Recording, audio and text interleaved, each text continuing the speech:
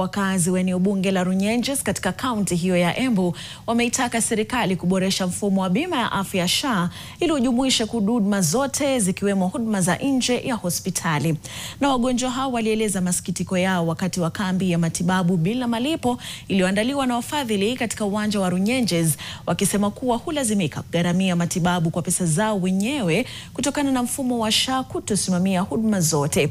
Aidha, afisa wa afya katika hospitali ya Zuri Mishek Mtende amewahimiza wananchi waendelee kujisajili kwa SHA, akisema kuwa ndiyo bima ya afya nafuu zaidi kwa sasa.